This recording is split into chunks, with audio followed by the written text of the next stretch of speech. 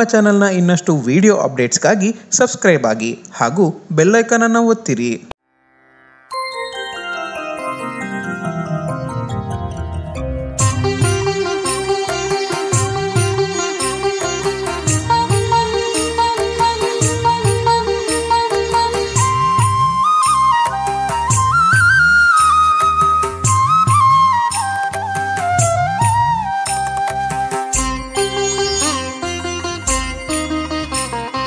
दुर्गांबिके जगदंबिके वनदुर्गे चामुंडिये दुर्गांबिके जगदंबिके वनदुर्गे चामुंडिये परम पावन नाल क्षेत्र पुरवासिनिय दुर्गांबिके जगदंबिके कर्पूर दीपारतियो निनगे फलपायस नैवेद्य दुर्गांबिके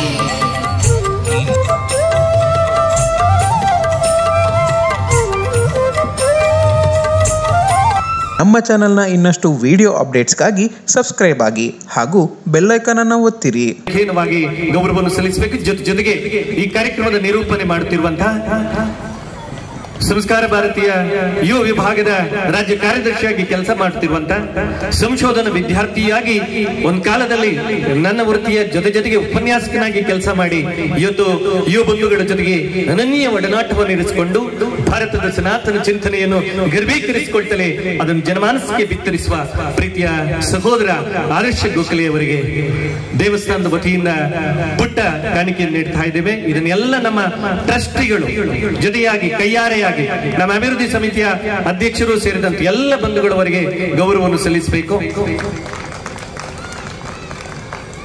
ಬಂಧುಗಳೇ, ಬೆಳವಣಿಗೆ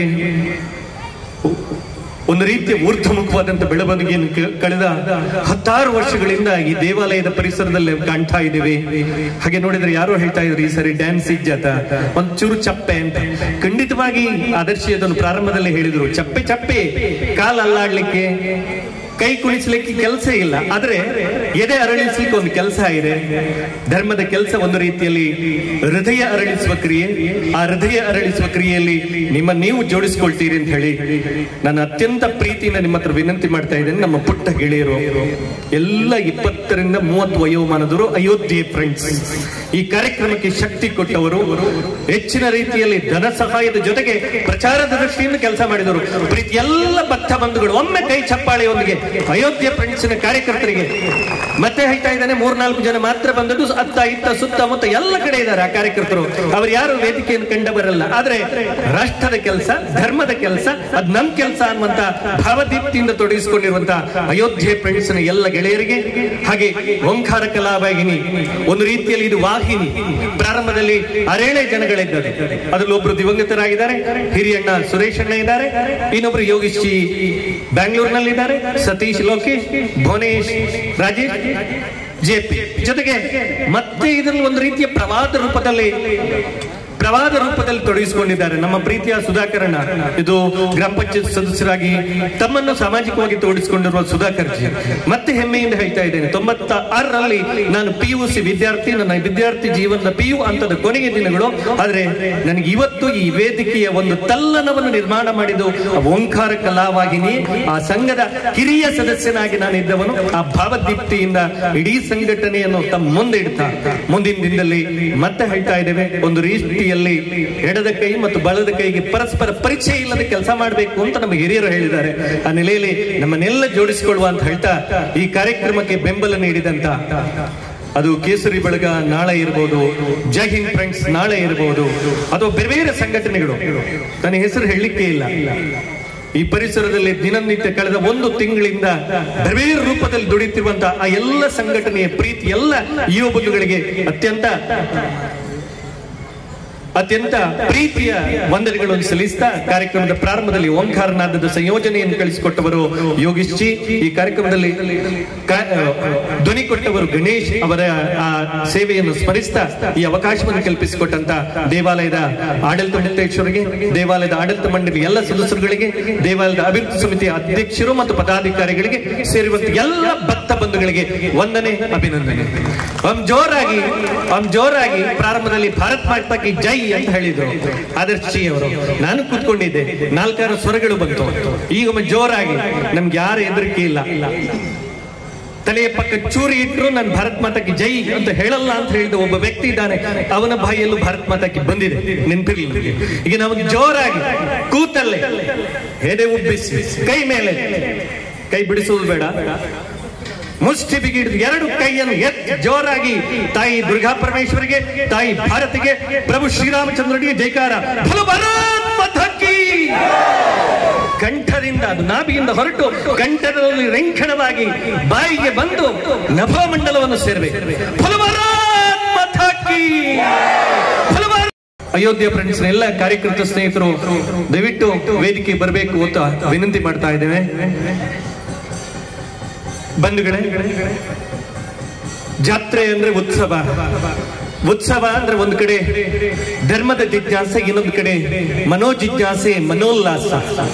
ಅದಕ್ಕಾಗಿ ಧರ್ಮ ಕಾರ್ಯ ನಡೆಯುವಾಗ ಧಾರ್ಮಿಕ ವಿಧಿವಿಧಾನಗಳು ಜನತೆಗೆ ಒಂದು ರೀತಿಯ ಮಾನಸಿಕ ನೆಮ್ಮದಿಗೆ ಬೇಕಾದಂತ ಸಂತೆ ಜಾತ್ರೆಗಳು.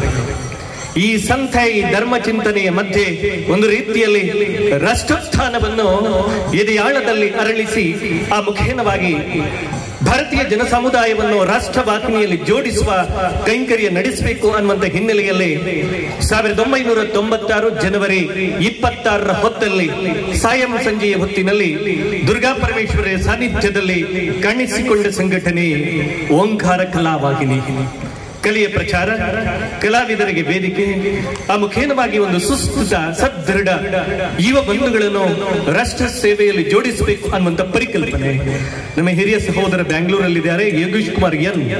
ವಿಶೇಷವಾಗಿ ಈ ಪರಿಕಲ್ಪನೆ ಹಿಂದಿರುವಂತ ಶಕ್ತಿ ಹಿರಿಯ ಸಹೋದರ ಸುರೇಶ್ ಕುಮಾರ್ ಇರಬಹುದು, ಈಗಾಗಲೇ ದಿವಂಗತರಾಗಿರುವಂತಹ ಹರಿಶಣ್ಣ ಇರಬಹುದು, ಅಥವಾ ಇದು ಆಡಳಿತ ಮಂಡಳಿಯ ಮುಕ್ತೇಶ್ವರ ಪ್ರೀತಿಯ ಗೆಳೆಯ ಸಹೋದರ ಭುವನೇಶ್ ಜಿ ಇರಬಹುದು, ವೇದಿಕೆಯಲ್ಲಿರುವಂತಹ ಲೋಕೇಶ್ ಅಥವಾ ಸತೀಶನ್ ಇರಬಹುದು, ದೈರಾಜ್ ಇರಬಹುದು.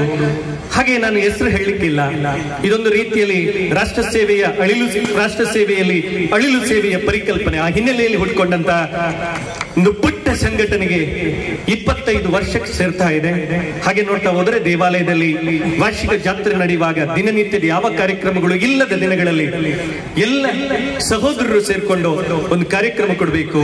ಬಂದ ಜನಗಳಿಗೆ ಮನೋರಂಜನೆ ಅನ್ನುವುದಕ್ಕಿಂತಲೂ ಹೆಚ್ಚಾಗಿ ಮನಸ್ಸನ್ನು ಅರಳಿಸುವ ಆ ಮುಖೇನವಾಗಿ ರಾಷ್ಟ್ರ ವಾಹಿನಿಯಲ್ಲಿ ಜೋಡಿಸುವ ಕಾರ್ಯಕ್ರಮಗಳನ್ನು ಕೊಡಬೇಕು ಅನ್ನುವಂತ ನಿಟ್ಟಿನಲ್ಲಿ ಹುಟ್ಟುಕೊಂಡಂತ ಓಂಕಾರ ಕಲಾವಾಹಿನಿ 16 ವರ್ಷ ಈ ವೇದಿಕೆಯಲ್ಲಿ, ಪಾರ್ಶ್ವದ ವೇದಿಕೆಯಲ್ಲಿ ಕಾರ್ಯಕ್ರಮ ಕೊಡ್ತಾ ಈ ವರ್ಷ 25 ತುಂಬುವ ಈ ಸುದ್ದಿಯ ಜೊತೆಗೆ ಪುಣ್ಯಭೂಮಿ ಭಾರತ ಅನ್ನುವಂತ ಸನಾತನ ನಾಟ್ಯಾಲಯದ ಆ ಪರಿಕಲ್ಪನೆಯ ಆದಿಯಲ್ಲಿ ಕಳೆದ 38 ವರ್ಷಗಳಲ್ಲಿ ರಾಷ್ಟ್ರದ ಬೇರೆ ಬೇರೆ ಭಾಗಗಳಲ್ಲಿ, ವಿಶೇಷವಾಗಿ ಅವಿಭಾಜಿತ ದಕ್ಷಿಣ ಕನ್ನಡ ಜಿಲ್ಲೆಯ ಮೂಲೆಗಳಲ್ಲಿ ತನ್ನ ಕಾರ್ಯಕ್ರಮದ ಪ್ರಸ್ತುತಿಯ ಮೂಲಕವಾಗಿ ಜನಮಾನಸವನ್ನು ರಾಷ್ಟ್ರವಾಹಿನಿಯಲ್ಲಿ ಜೋಡಿಸುತ್ತಿರುವಂತಹ ಸನಾತನ ನಾಟ್ಯಾಲಯದ ನಿರ್ದೇಶಕರು, ಸಂಸ್ಕಾರ ಭಾರತೀಯ ಪ್ರಾಂತ ಉಪಾಧ್ಯಕ್ಷರು, ಅದೇ ರೀತಿ ಹೊಸ ಪರಿಕಲ್ಪನೆ, ಇಡೀ ರಾಜ್ಯದಲ್ಲಿ ಒಂದು ವಿನೂತನವಾದಂತಹ ಸಾಂಸ್ಕೃತಿಕ ಜಿಜ್ಞಾಸೆಗೆ ದಿಕ್ಕು ಕೊಡಬೇಕು ಅನ್ನುವಂತ ನೆಲೆಯಲ್ಲಿ ನೇಮಕಗೊಂಡಿರುವಂತಹ ಆದರಣೀಯ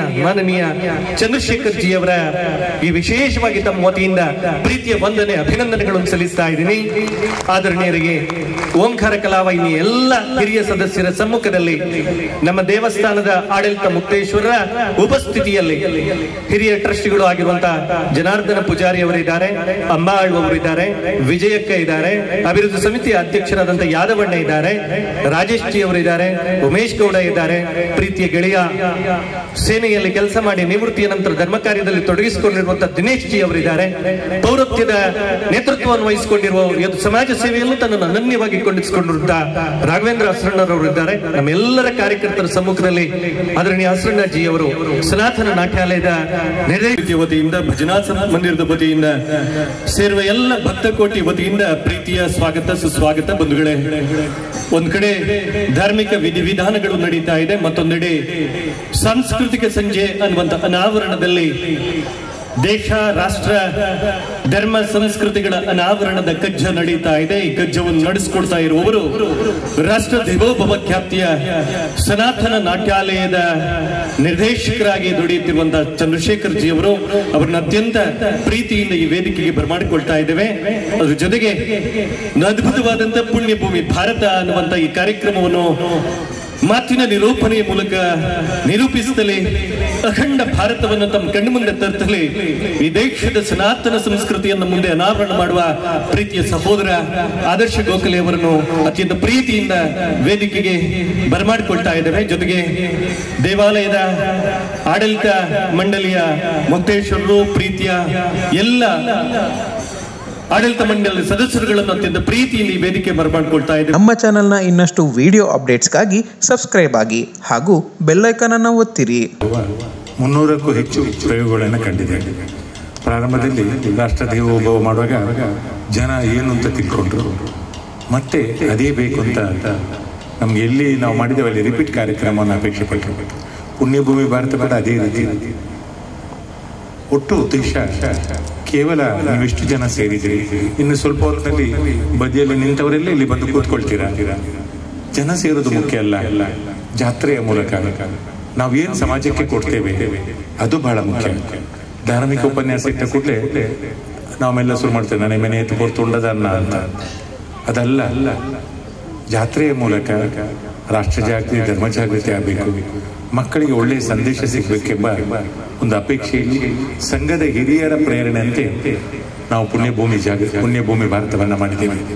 ಪುಣ್ಯಭೂಮಿ ಭಾರತದಲ್ಲಿ ನಮ್ಮ ಭಾರತ್ ಮಾತೆಯ ಬಗ್ಗೆ, ಅಯೋಧ್ಯೆ, ಕಾಶಿ, ಮಥುರೆಯ ಬಗ್ಗೆ, ಸ್ವಾಮಿ ವಿವೇಕಾನಂದರ ಬಗ್ಗೆ, ಗೋವಿನ ಬಗ್ಗೆ, ಗಂಗಾ ಮಾತೆಯ ಬಗ್ಗೆ, ಪುಣ್ಯ ಪುರುಷರು ಅಂದರೆ ಮಧ್ವಾಚಾರ್ಯರು, ಶಂಕರಾಚಾರ್ಯ, ರಾಮಾನುಜರು, ಬಸವಣ್ಣ, ನಾರಾಯಣ ಗುರುಗಳ ಬಗ್ಗೆ, ಈ ರೀತಿ ಅವರ ವಿಚಾರಗಳಿಗೆ ಪೂರಕವಾಗಿ ನಿರೂಪಣೆಯ ಮೂಲಕ ನೃತ್ಯವನ್ನು ನಾವು ಮಾಡ್ತೀವಿ. ಇದೊಂದು ರೀತಿಯಲ್ಲಿ ದಯವಿಟ್ಟು ಪ್ಯಾರೆಂಟ್ಸ್, ತುಂಬ ಜನ ತಾಯಂದಿರು ಕೂತ್ಕೊಂಡಿದ್ದೀರಾ. ನಿಮ್ಮ ಮಕ್ಕಳು ಇವತ್ತು ಜನರಂಜನೆಗೋಸ್ಕರ ಏನೂ ನಾವು ಮಾಡಬಹುದು. ಜನರಂಜನೆ ಮುಖ್ಯ ಅಲ್ಲ, ಮಕ್ಕಳನ್ನು ಉಳಿಸುವಂತ ಪ್ರಯತ್ನ ನಮ್ಮಲ್ಲಿ ಆಗಬೇಕು. ಅದು ಕ್ಷೇತ್ರದ ಮೂಲಕ ಆಗಬೇಕು. ಶಾಲೆಯಲ್ಲಿ ಇವತ್ತು ಕೆಲವೊಂದು ಧಾರ್ಮಿಕ ಶಿಕ್ಷಣ ನೀಡುವಂತ ಪರಿಸ್ಥಿತಿ ನಾವಿಲ್ಲ. ಕಾರಣ ನಾವು ಜಾತ್ಯತೀತರು. ಯಾವುದೇ ಒಂದು ರಾಮನ ಬಗ್ಗೆ ಅಥವಾ ನಮ್ಮ ಮಹಾಭಾರತದ ಬಗ್ಗೆ, ಕೃಷ್ಣನ ಬಗ್ಗೆ ಹೇಳಿದ ಕೂಡಲೇ ಇನ್ನೊಂದು ಸಮಾಜದವರಿಗೆ ಬೇಸರ ಆಗ್ತದಂತ ವಿಚಾರವನ್ನು ಕೊಡುವ ಪರಿಸ್ಥಿತಿಯಲ್ಲಿ ಇರಲಿಲ್ಲ. ಪುಣ್ಯಕ್ಕೆ ನಮ್ಮ ಕರಾವಳಿಯಲ್ಲಿ ಯಕ್ಷಗಾನದ ಮೂಲಕ, ತಾಳಮದ್ದಲೆಯ ಮೂಲಕ, ಹರಿಕಥೆಯ ಮೂಲಕ, ಭರತನಾಟ್ಯ ಮೂಲಕ ಒಳ್ಳೆಯ ಸಂದೇಶವನ್ನ ಸಾಂಸ್ಕೃತಿಕ ಕಾರ್ಯಕ್ರಮದ ಮೂಲಕ ಮಕ್ಕಳಿಗೂ ಸಿಗ್ತಿದೆ.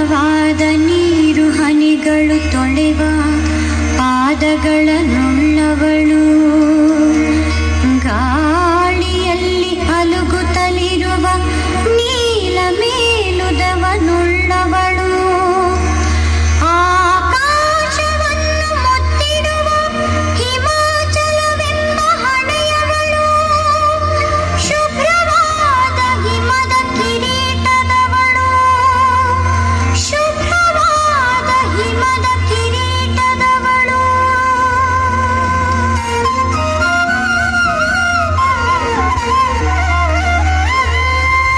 ವಿಶೇಷವಾಗಿರುವ ಈ ಕಾರ್ಯಕ್ರಮದಲ್ಲಿ ಸೇರಿರುವಂತಹ ಎಲ್ಲ ಆದರಣೀಯ ರಾಷ್ಟ್ರ ಪ್ರೇಮಿ, ಧರ್ಮ ಪ್ರೇಮಿ ಬಂಧುಗಳೇ, ಮಂಗಳೂರಿನ ಸನಾತನ ನಾಟ್ಯಾಲಯದ ಅತ್ಯಂತ ವಿಶೇಷವಾಗಿರುವ ಕಲ್ಪನೆ ಪುಣ್ಯಭೂಮಿ ಭಾರತ. ಭಾರತೀಯ ಚಿಂತನೆಗಳು ನಮ್ಮ ಮನೆ ಹಾಗೂ ಮನಸ್ಸುಗಳಿಗೆ ತಲುಪಬೇಕು ಅನ್ನುವಂತಹ ಯೋಚನೆಯನ್ನ ಮಾಡಿ ನೃತ್ಯದ ಮೂಲಕ, ಹಾಡಿನ ಮೂಲಕ, ಮಾತಿನ ಮೂಲಕ ಭಾರತೀಯ ಸಂಸ್ಕೃತಿಯ ಪ್ರಚಾರದಲ್ಲಿ ಕಳೆದ ಅನೇಕ ದಶಕಗಳ ಕಾಲ ತೊಡಗಿಸಿಕೊಂಡಿರುವಂತಹ ನೃತ್ಯ ಸಂಸ್ಥೆ ಸನಾತನ ನಾಟ್ಯಾಲಯ. ನಮ್ಮೆಲ್ಲರ ದೇಶ ಭಾರತ. ನಮಗೆ ನಮ್ಮ ದೇಶದ ಬಗ್ಗೆ ಗೌರವ ಇದೆ. ಅದರಲ್ಲೂ ಸದ್ಯದ ಪರಿಸ್ಥಿತಿಯಲ್ಲಂತೂ ಇಡೀ ಜಗತ್ತೇ ಭಾರತದ ಕಡೆಗೆ ನೋಡ್ತಾ ಇರುವಂತಹ ಸಂದರ್ಭದಲ್ಲಿ ಜಗತ್ತಿನ ಪ್ರತಿಯೊಂದು ಆಗು ಹೋಗುಗಳು ಕೂಡ ಭಾರತದ ನಿರ್ಣಯ ಏನು, ಭಾರತದ ನಿಲುವೇನು ಅನ್ನುವುದರ ಮೇಲೆ ಅವಲಂಬಿತವಾಗಿರುವಂತಹ ಈ ಹಂತದಲ್ಲಿ ನಾವೆಲ್ಲರೂ ಕೂಡ ಬಹಳ ಗೌರವ, ಸಂತೋಷ, ಆದರ, ಅಭಿಮಾನದಿಂದ ನಮ್ಮ ದೇಶದ ಬಗ್ಗೆ ಮಾತನಾಡುವಂತಹ ಸಾಮರ್ಥ್ಯವನ್ನ ಗಳಿಸಿದ್ದೇವೆ. ಭಾರತ ಅಂದ್ರೆ ಸಾಮಾನ್ಯವಾದಂತಹ ದೇಶ ಅಲ್ಲ ಅನ್ನೋದು ನಮಗ್ ಗೊತ್ತು. ಜಗತ್ತಿಗೆ ಮೊಟ್ಟ ಮೊದಲನೆಯದಾಗಿ ಏನೆಲ್ಲ ಇದೆಯೋ ಆ ಎಲ್ಲವನ್ನು ಕೊಟ್ಟಿರುವಂತಹ ವಿಶಾಲ ದೇಶ ಭಾರತ. ಇವತ್ತಿಗೂ ಕೂಡ ಕೋವ್ಯಾಕ್ಸಿನ್ ಅನ್ನ, ಕೊರೋನಾದ ಔಷಧಿಯನ್ನ ವಿಶ್ವಕ್ಕೆ ಪರಿಚಯ ಮಾಡಬೇಕಾಗಿದ್ರೆ ಇದು ನಮಗ ಮಾತ್ರ ಇರಬೇಕು ಅಂತ ಯೋಚನೆ ಮಾಡದಂತಹ ದೇಶ ನಮ್ಮದಲ್ವೇ ಅಲ್ಲ. ಸರ್ವೇ ಸಂತು ನಿರಾಮಯ ಅನ್ನುವ ಟ್ಯಾಗ್ ಲೈನ್ ನ ಮೂಲಕವೇ ಜಗತ್ತಿಗೆ ಔಷಧಿಯನ್ನ ಕೊಡುವಂತಹ ದೇಶ ನಮ್ಮ ಭಾರತ. ಎಲ್ಲರೂ ಚೆನ್ನಾಗಿರಬೇಕು ಅನ್ನುವುದೇ ನಮ್ಮ ಕಲ್ಪನೆ. ಕೇವಲ ನಾಳದ ನಾವೊಂದು 2 ಹಳ್ಳಿಗಳ ಜನ ಮಾತ್ರ ಸುಖವಾಗಿ ನೆಮ್ಮದಿಯಿಂದ ನಮ್ಮ ಮನೆಗಳಲ್ಲಿ ಆರಾಮವಾಗಿರಬೇಕು ಅನ್ನುವ ಕಲ್ಪನೆಯನ್ನ ಮೀರಿ ನಿಂತು ಜಗತ್ತೇ ಸುಖವಾಗಿರಬೇಕು ಅನ್ನುವ ಪ್ರಾರ್ಥನೆಯನ್ನ ಸಲ್ಲಿಸಿದಂತಹ ವಿಶೇಷ ಕಲ್ಪನೆಯ ಸುಂದರ ದೇಶ ನಮ್ಮ ಭಾರತ. ಭಗವಂತ ನಮ್ಮ ದೇಶಕ್ಕೆ ಎಲ್ಲವನ್ನೂ ಕೊಟ್ಟಿದ್ದಾನೆ. ಪ್ರಾಯಶಃ ವಿಶ್ವದ ಬೇರೆ ಯಾವ ರಾಷ್ಟ್ರಗಳಲ್ಲಿಯೂ ಇಲ್ಲದೆ ಇರುವಂತಹ ಶ್ರೇಷ್ಠವಾಗಿರುವ ಸಂಸ್ಕೃತಿ ನಮ್ಮಲ್ಲಿದೆ, ಆಚಾರ ನಮ್ಮಲ್ಲಿದೆ, ವಿಚಾರಗಳು ನಮ್ಮಲ್ಲಿವೆ. ಎಷ್ಟೊಂದು ಜನ ಸಾಧುಗಳು, ಸಂತರು ಇದೇ ನೆಲದಲ್ಲಿ ಓಡಾಡಿ ತಮ್ಮ ಪಾದಧೂಳಿಯಿಂದ ಭಾರತವನ್ನ ಪುನೀತಗೊಳಿಸಿದ್ದಾರೆ. ನಾವೆಲ್ಲ ದುರ್ಗಾ ಪರಮೇಶ್ವರಿಯ ಸನ್ನಿಧಿಯಲ್ಲಿ ನಿಂತು ಪ್ರಾರ್ಥನೆಯನ್ನ ಮಾಡಿಕೊಳ್ಬೇಕಾದ್ದೇನು ಅಂತಂದ್ರೆ ಮೊದಲು ಆಕೆಗೆ ಧನ್ಯವಾದಗಳನ್ನ ನಾವು ಸಮರ್ಪಣೆ ಮಾಡಬೇಕು. ಯಾಕೆಂದ್ರೆ ಜಗತ್ತಿನಲ್ಲಿ ಇಷ್ಟೆಲ್ಲ ದೇಶಗಳಿರುವಾಗ ವಿಶ್ವಸಂಸ್ಥೆಯ ಪಟ್ಟಿಯಲ್ಲಿ 100 ದೇಶಗಳ ಹೆಸರು ಇರಬೇಕಾಗಿದ್ರೆ ನಮಗೆ 5,500-6,000 ವರ್ಷಗಳ ಹಿಂದಿನ ವೇದದ ಇತಿಹಾಸವಿರುವ, ಜಗತ್ತಿಗೆ ಅರ್ಥಶಾಸ್ತ್ರ, ಭೌತಶಾಸ್ತ್ರ, ಗಣಿತ, ಆಯುರ್ವೇದ ಮೊದಲಾದ ಅನೇಕ ಉನ್ನತೋನ್ನತ ವಿಚಾರಗಳನ್ನ ನೀಡಿದ ವ್ಯಾಸ, ಭಾಸ, ಕಾಳಿದಾಸ, ಬುದ್ಧ, ಬಸವ, ಕನಕದಾಸ, ಪುರಂದರರಂತಹ 100,000 ತತ್ವಜ್ಞಾನಿಗಳಿಗೆ ಜನ್ಮವಿತ್ತ. ಆರ್ಯಭಟ, ಭಾಸ್ಕರ, ವರಾಹಮಿಹಿರ, ಮಹಾವೀರಾಚಾರ್ಯ ಮೊದಲಾದ ಮೇಧಾವಿಗಳು ಓಡಾಡಿದಂತಹ ರಾಮ, ಕೃಷ್ಣರು ಭಗವಂತನೇ ಆಗಿ ಈ ಭುವಿಯಲ್ಲಿ ಅವತರಿಸಿದಂತಹ ಸುಂದರ ವಸುಂಧರೆ ಭಾರತ ದೇಶದಲ್ಲಿ ನಮ್ಮೆಲ್ಲರ ಜನ್ಮವಾಗುವುದಕ್ಕೆ ಅವಕಾಶ ಸಿಕ್ತಲ್ಲ. ಆ ಕಾರಣಕ್ಕೋಸ್ಕರ ನಾವೆಲ್ಲ ದುರ್ಗಾ ಪರಮೇಶ್ವರಿಗೆ ಮೊಟ್ಟ ಮೊದಲ ಬಾರಿಗೆ ಧನ್ಯವಾದವನ್ನೇ ಸಮರ್ಪಣೆ ಮಾಡಬೇಕು. ವಿಶ್ವದಲ್ಲಿ ಬೇರೆಲ್ಲೂ ಇಲ್ಲದೆ ಇರುವಂತಹ ವಿಶೇಷ ಎಲ್ಲವೂ ಇರುವ ಈ ನೆಲದಲ್ಲಿ ನಮ್ಮ ಜನ್ಮ ಆಗಿದೆ. ಅಂತಹ ಹೆಮ್ಮೆಯೊಂದಿಗೆ ಜಗತ್ತಿನ ನಾಯಕರು ನಾವು ಅನ್ನುವಂತಹ ವಿಶ್ವಾಸದೊಂದಿಗೆ ಇವತ್ತು ಜಗತ್ತನ್ನ ಆಳುವವರು ಯಾರು ಅಂತಂದ್ರೆ ನಾವೇ. ಭಾರತೀಯರೇ ಜಗತ್ತನ್ನ ಆಳ್ತಾ ಇದ್ದಾರೆ. ಎಲ್ಲೆಲ್ಲಿ ಆಳ್ತಾ ಇದ್ದಾರೆ? ಭೌತಿಕವಾಗಿ ಮಾತ್ರ ಅಲ್ಲ, ಆರ್ಥಿಕವಾಗಿ ಮಾತ್ರ ಅಲ್ಲ, ಬೌದ್ಧಿಕವಾಗಿ ಇವತ್ತು ಜಗತ್ತನ್ನ ಆಳ್ತಾ ಇರುವಂತವರು ನಾವೇ. ಒಂದೊಂದು ದೇಶದ ಉನ್ನತೋನ್ನತ ಅಧಿಕಾರಿ ವರ್ಗವನ್ನ ನೀವೇನಾದ್ರೂ ಗಮನಿಸಿದ್ರೆ 10 ಜನ ಅಧಿಕಾರಿಗಳು, ಟಾಪ್ 10 ಅಧಿಕಾರಿಗಳಿದ್ರೆ ಆ ಟಾಪ್ 10 ಅಧಿಕಾರಿಗಳಲ್ಲಿ ಕನಿಷ್ಠ 4 ಜನ ಭಾರತೀಯರಿರ್ತಾರೆ. ಇವತ್ತು ಅಮೆರಿಕಾದ ಅಧ್ಯಕ್ಷ ಯಾರೋ ಒಬ್ಬ ಆಗಿದ್ದಿರಬಹುದು, ಆದ್ರೆ ಅಮೆರಿಕಾದ ಅಧ್ಯಕ್ಷರಿಗೆ ಭಾಷಣ ಬರೆದು ಕೊಡುವಂತವ್ರು ಯಾರು ಅಂದ್ರೆ ಅದು ಭಾರತೀಯರು. ಅಮೆರಿಕಾದ ಅಧ್ಯಕ್ಷರ ಸಂಪುಟದಲ್ಲಿ ಇರುವಂತಹ 20ಕ್ಕೂ ಹೆಚ್ಚು ಮಿನಿಸ್ಟರ್ಗಳು, ಪೋರ್ಟ್ಫೋಲಿಯೋಗಳು ಯಾರ ಕೈಯಲ್ಲಿದೆ ಅಂತಂದ್ರೆ ಅದು ಭಾರತೀಯರ ಕೈಯಲ್ಲಿದೆ.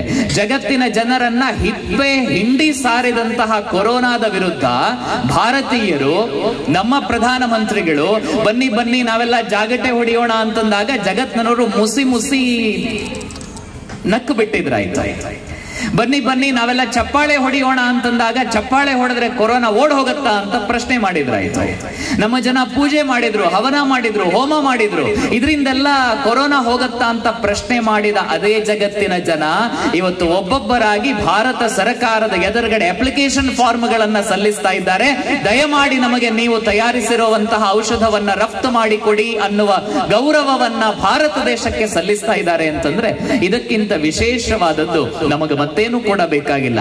ಹಾಗಾಗಿ ಮುಂದಿನ ಒಂದೆರಡು ಗಂಟೆಗಳ ಕಾಲ ಈ ದೇಶದ ವೈಭವವನ್ನ ತಮ್ಮ ಎದುರುಗಡೆ ತಂದು ಕೊಡುವ ಮಾನ್ಯ ಚಂದ್ರಶೇಖರ್ ಶೆಟ್ಟರು ಅವಾಗಲೇ ಉಲ್ಲೇಖ ಮಾಡಿದ್ರು, ನಮ್ಮ ಕಾರ್ಯಕ್ರಮ ಡಿಂಕ್ ಚಿಕ್ಕ ಅಲ್ಲ, ನಿಮ್ಗೆ ಕೂತ್ಕೊಂಡಲ್ಲೇ ಕೈ ಕಾಲುಗಳನ್ನ ಬಡಿಯುವಂತದ್ದಂತೂ ಇಲ್ಲಿರೋದೇ ಇಲ್ಲ. ನಮ್ಮ ಕಾರ್ಯಕ್ರಮ ಕೈಕಾಲುಗಳನ್ನ ಮುಟ್ಟುವ ಕಾರ್ಯಕ್ರಮ ಅಲ್ಲ, ನಮ್ಮ ಕಾರ್ಯಕ್ರಮ ಮನಸ್ಸನ್ನ ತಟ್ಟುವಂತಹ ಕಾರ್ಯಕ್ರಮ. ನಾಳಿನ ದಿವಸ ನಾನು ಏನಾದ್ರೂ ಈ ದೇಶಕ್ಕೆ ಅಳಿಲ ಸೇವೆಯನ್ನ ಸಲ್ಲಿಸಬೇಕು, ಹನುಮಂತನ ತರ ಸಂಜೀವಿನಿ ಪರ್ವತವನ್ನ ತಂದು ರಾಮಾಯಣವನ್ನ ಮುನ್ನಡೆಸೋದಕ್ಕೆ ಸಾಧ್ಯ ಆಗದೇ ಇದ್ರು ಅಳಿಲಿನ ಹಾಗೆ ಸಣ್ಣ ಸೇವೆಯನ್ನಾದ್ರೂ ಮಾಡಿ ಭಾರತ ವೈಭವಕ್ಕೆ ನಾನು ಕೂಡ ಸಾಕ್ಷಿಯಾಗಬೇಕು ಅನ್ನುವಂತಹ ಯೋಚನೆ ಮತ್ತು ಯೋಜನೆಯನ್ನ ನಮ್ಮೆಲ್ಲರ ಮನಸ್ಸಿನಲ್ಲಿ ತುಂಬುವಂತಹ ವಿಶೇಷವಾಗಿರುವ ಕಾರ್ಯಕ್ರಮ ಪುಣ್ಯಭೂಮಿ ಭಾರತದಲ್ಲಿ ನಾವೆಲ್ಲರೂ ಕೂಡ ಭಾಗವಹಿಸಿ ಇಲ್ಲಿಯ ಸಂದೇಶವನ್ನ ಮುಂದಿನ ತಲೆಮಾರಿಗೆ ವರ್ಗಾಯಿಸುವಂತಹ ಪ್ರಾಮಾಣಿಕ ಪ್ರಯತ್ನವನ್ನ ಮಾಡೋಣ ಅನ್ನುವ ವಿಶ್ವಾಸದ ನುಡಿಗಳನ್ನ ತಮ್ಮೆಲ್ಲರ ಎದುರುಗಡೆ ಸಮರ್ಪಣೆ ಮಾಡ್ತಾ ನಾಳೆಯ ದಿವಸ ಗಣತಂತ್ರ ಭಾರತದ ಪ್ರಜಾಪ್ರಭುತ್ವದ ಕಲ್ಪನೆಯನ್ನ ವಿಶ್ವಕ್ಕೆ ಸಾರುವಂತಹ ದಿವಸದ ಮೊದಲು ಭಾರತದ ಶ್ರೇಷ್ಠತೆಯನ್ನ ನಾವೆಲ್ಲ ಕಣ್ತುಂಬಿಸಿಕೊಳ್ಳೋಣ ಅನ್ನುವ ಆಶಯದ ನುಡಿಯನ್ನ ತಮ್ಮ ಎದುರುಗಡೆ ಪ್ರಸ್ತುತಪಡಿಸ್ತಾ ಭಾರತ ಮಾತೆಯ ಜಯಕಾರದ ವಿನ ನಮ್ಮ ಕಾರ್ಯಕ್ರಮ ಮುಂದೆ ಹೋಗೋದಿಲ್ಲ. ಹಾಗಾಗಿ ತಾವೆಲ್ಲರೂ ಕೂಡ ತಮ್ಮ ಎರಡೂ ಕೈಗಳನ್ನ ಆಗಸದ ಎತ್ತರಕ್ಕೆ ಚಿಮ್ಮಿಸಿ ಭಾರತ ಮಾತೆಗೆ ಜಯಕಾರವನ್ನ ಹಾಕುವುದರ ಮೂಲಕ ನಮ್ಮ ಕಾರ್ಯಕ್ರಮವನ್ನ ಆರಂಭ ಮಾಡೋದಕ್ಕೆ ಅನುವು ಮಾಡಿಕೊಡಬೇಕು ಅಂತ ತಮ್ಮಲ್ಲಿ ಬಹಳ ಪ್ರೀತಿಪೂರ್ವಕವಾಗಿ ವಿನಂತಿಯನ್ನ ಮಾಡಿಕೊಳ್ತಾ ಭಾರತ್ ಮಾತಾ ಕಿ. ಇನ್ನೊಂದು ಸ್ವಲ್ಪ ಜೋರಾಗಿ ಬರಲಿ, ಯಾಕೆಂದ್ರೆ ಶ್ರೀರಾಮ ಮಂದಿರ ನಿಧಿಯಲ್ಲಿ ನಮ್ಮ ತಾಯಿ ಭಾರತ್ ಮಾತೆಗೆ ಇನ್ನಷ್ಟು ಜೋರಾದ ಜಯಕಾರ ಬರಲಿ. ಭಾರತ್ ಮಾತಾ ಕಿ, ಭಾರತ್ ಮಾತಾ ಕಿ, ಭಾರತ್ ಮಾತಾ ಕಿ. ನಮೋ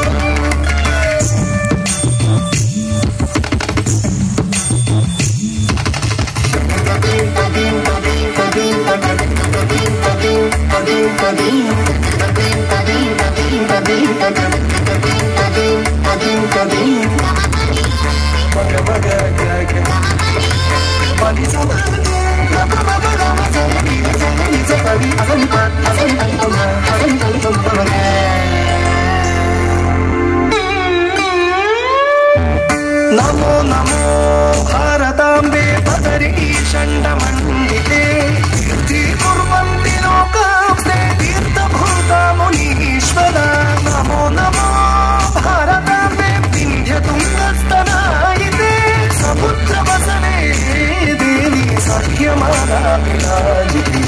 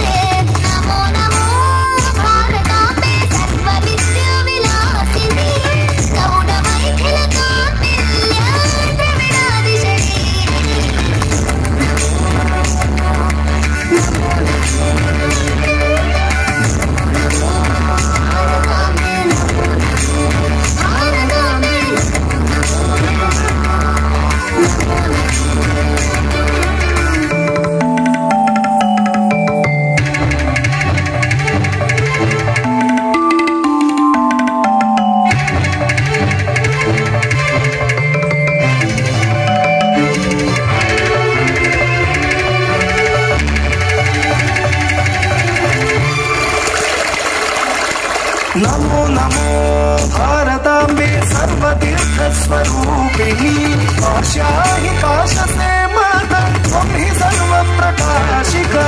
नमो नमो ಭಾರತಾಂಬೆ ಗುರುಸ್ತ್ವಂ ಜಗದಾಂಬರ ವೇದ ವೇದಾಂತ ಗಂಭೀರೆ ಸನ್ಮಾನ ಸುಖದಾಯಿ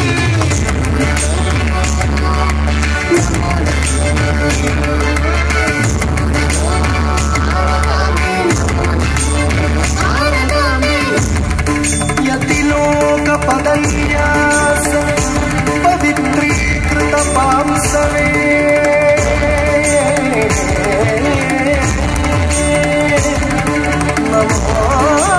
ನಮೋಸ್ತು ಜಗದಾಧಾತ್ರಿ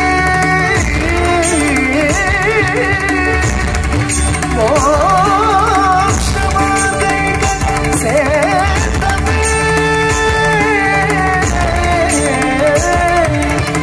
ನಮೋ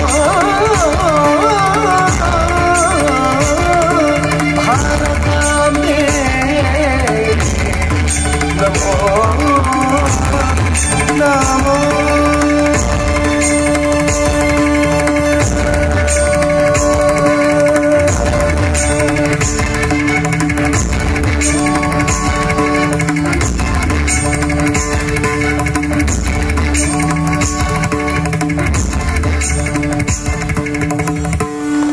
ಈ ಅಮ್ಮ ಅಜ್ಜಿ ಅಜ್ಜ ಹೇಳುವಂತಹ ಮಾತುಗಳನ್ನ ಮಕ್ಕಳು ಕೇಳೋದು ಒಂದ್ ಸ್ವಲ್ಪ ಕಡಿಮೆ. ಅಜ್ಜಿಗೆ ದಾದ ಗೊತ್ತುಂಟು ಪೊಕ್ಕಡೆ ಪೂರ ಪೊಕ್ಕಡೆ ಅಜ್ಜಿ ಕತೆ ಅಂತ ಅಜ್ಜಿ ಹೇಳೋದನ್ನ ಅಮ್ಮ ಅಪ್ಪ ಹೇಳೋದನ್ನೆಲ್ಲ ತಳ್ಳಿ ಹಾಕಿ ಬಿಡುವಂತಹ ಒಂದು ವ್ಯವಸ್ಥೆ ನಮಗಿದೆ. ಆದ್ರೆ ಒಂದು ವಿಷಯವನ್ನ ನಾವು ನೆನ್ಪಿಟ್ಕೊಳ್ಬೇಕಾಗಿರೋದೇನು ಅಂದ್ರೆ ಅಮ್ಮ ಮತ್ತು ಅಜ್ಜಿ ಹೇಳುವಂತಹ ವಿಷಯಗಳೆಲ್ಲ ಈ ನೆಲ್ಲಿಕಾಯಿ ಹಾಗೆ. ಅಮ್ಮ ಅಜ್ಜಿ ಅಪ್ಪ ಅಜ್ಜ ಇವರೆಲ್ಲ ನಮಗೇನಾದ್ರೂ ಹೇಳ್ತಾ ಇರ್ತಾರಲ್ಲ ಯಾವಾಗ್ಲೂ ಕೂಡ, ಅವೆಲ್ಲ ಒಂಥರ ಈ ನೆಲ್ಲಿಕಾಯಿ ತಿಂದ ಹಾಗೆ. ನೆಲ್ಲಿಕಾಯಿ ತಿನ್ಬೇಕಾಗಿದ್ರೆ ಅದು ಬಾಯಿಗೆ ಹಾಕೊಂಡು ಜಗಿಬೇಕಾಗಿದ್ರೆ ಯಾವಾಗ್ಲೂ ಕೂಡ ಹುಳಿ ಹುಳಿ. ಈ ಅಮ್ಮ ಅಜ್ಜನದ್ದು ಹೇಳುವಂತಹ ಬುದ್ಧಿ ಮಾತು ಕೂಡ ಹುಳಿ ಹುಳಿ.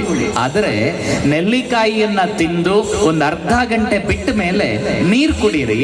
ನೀರು ಕುಡಿಯುವಾಗ ನೆಲ್ಲಿಕಾಯಿಯ ಚೊಗರೆಲ್ಲ ಹೋಗ್ಬಿಟ್ಟು ಅದು ಸಿಹಿ ಆಗಿರ್ತದೆ. ಹಿರಿಯರ ಮಾತುಗಳು ಕೂಡ ಹೀಗೆ. ಕೇಳೋವಾಗ ಹೇಳೋವಾಗ ಒಂದ್ ಸ್ವಲ್ಪ ತಲೆ ಮೈ ಅದು ಇನ್ನೊಂದು ಮತ್ತೊಂದು ಎಲ್ಲ ಮುಖ ಎಲ್ಲ ಸಿಂಡರಿಸ್ಕೊಂಡು ಮಾತನಾಡಬೇಕಾಗಿದ್ರೆ ಅಯ್ಯೋ ಇವರದ್ದಿದ್ದೆ ಅಂತ ನಾವು ಯೋಚನೆ ಮಾಡ್ತೇವೆ. ಆದ್ರೆ ನಮ್ಮ ಜೀವನದಲ್ಲಿ ಮುಂದಿನ ಜೀವನಕ್ಕೆ ಬೇಕಾಗಿರುವಂತಹ ಸಿಹಿಯಾಗಿರುವ ವಿಚಾರಗಳನ್ನ ಅಮ್ಮ ಅಪ್ಪ ನಮಗೆ ನಿತ್ಯವೂ ಹೇಳ್ತಾ ಇರ್ತಾರೆ. ಅದಕ್ಕೆ ತಾನೇ ಭಾರತೀಯ ಸಂಸ್ಕೃತಿಯಲ್ಲಿ ಹೇಳಿದ್ದು ಮನೆಯೇ ಮೊದಲ ಪಾಠ ಶಾಲೆ, ಜನನಿ ತಾನೇ ಮೊದಲ ಗುರುವು, ಜನನಿಯಿಂದ ಪಾಠ ಕಲಿತ ಜನರು ಧನ್ಯರು ಅಂತ ಒಂದು ಮಾತನ್ನ ಹೇಳಿದ್ರು. ಅಮ್ಮನಿಂದ ಬಾಲ್ಯದಲ್ಲಿ ಸಿಗುವಂತಹ ಸಂಸ್ಕಾರ ಅದು ಇಡೀ ಜೀವನಕ್ಕೆ ಬೇಕಾಗಿರುವಂತಹ ವ್ಯವಸ್ಥೆಯನ್ನ ಮಾಡಿಕೊಡುತ್ತಂತೆ. ನಮ್ಮಲ್ಲಿ ಬಹಳ ಹಿಂದಿನಿಂದಲೂ ಕೂಡ ಅಮ್ಮನ ವಿಚಾರಗಳಿಗೆ, ಅಮ್ಮನ ಸಂಪ್ರದಾಯಗಳಿಗೆ, ಅಮ್ಮ ಹೇಳ್ಕೊಡುವಂತಹ ಪಾಠಗಳಿಗೆ, ಪದ್ಯಗಳಿಗೆ, ಕಥೆಗಳಿಗೆ ವಿಶೇಷ ಮಹತ್ವ ಇದೆ. ನಮ್ಮಲ್ಲಿ ತಾಯಿ ಅಂದ್ರೆ ಎಲ್ಲವೂ. ನಮಗೆ ಅಪ್ಪ ಮತ್ತು ಅಮ್ಮ ಬಿಟ್ಟು ಇನ್ನೊಂದು ದೇವರಿಲ್ಲ.